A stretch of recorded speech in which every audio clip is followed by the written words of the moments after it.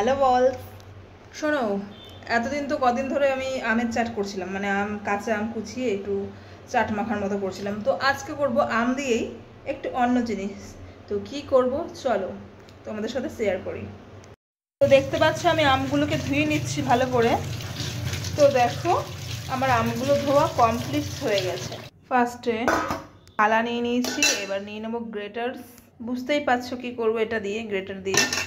তো দেখতেই পাচ্ছ বন্ধুরা আমার গ্রেটস করা হয়ে গেছে। এটা একটু কাঁচা, এটা একটা আম ছিল পাকা। তো যাই হোক আমার গ্রেটসটা করা রেডি হয়ে গেছে। এরপরে কি করব চলো তোমাদের দেখাই।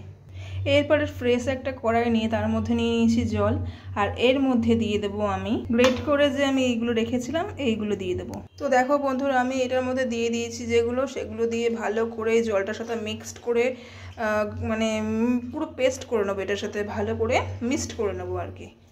তো আমি এখান থেকে আস্তে আস্তে এগুলোকে চিপড়ে চিপড়ে থালায় রাখবো। তো দেখো বন্ধুরা আমার এই ছাপড়াগুলো বার করা হয়ে গেছে। তো ফাইনাল লুক এখনও হয়নি, যদিও এইটা দেখো। কি ভাবছো শরবত করব? একদমই নয়। তো দেখো আমি কি করি। এই মগটার মধ্যে আমি 4 চামচি চিনি দিয়ে দিয়েছি। তো এখানে দিইনি, কারণটা হচ্ছে এটার মধ্যে মানে ঘোটাটা অসম্ভব হয়ে যাবে। তো এটার মধ্যে করছি যাতে ছিটকে না যায়। তো আমি এটার পুরো মিহি করে আসছি। লেবু দিয়ে দিলাম, এটা চটকে নেব। এরপরে চলে যাচ্ছে চিনি, জলটা। এরপরে নুন দিয়ে দেবো।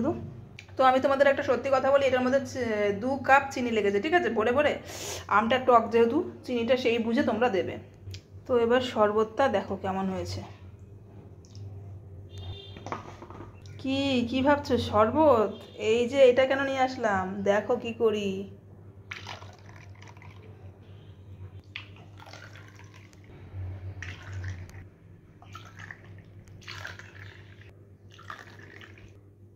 তো আর একটা নিয়ে চলে এসেছি আমি এখন, চলো।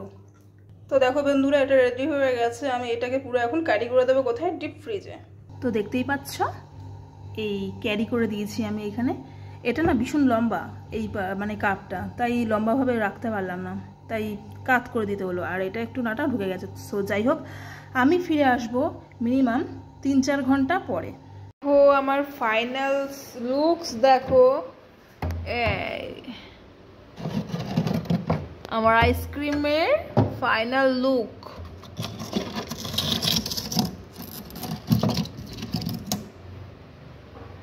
সব দেখো, ওয়াও। চলো বার করি একটা একটা করে। দেখো সবাই আমার ফাইনাল আইসক্রিমটার লুক দেখো সবাই, কেমন হয়েছে বলো।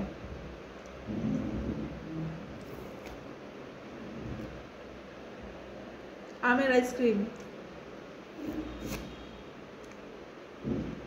ওফ ভেরি নাইস।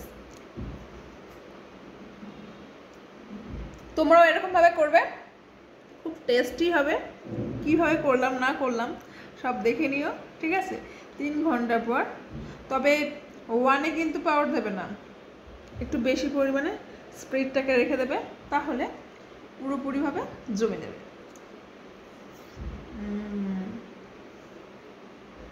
চলো টাটা।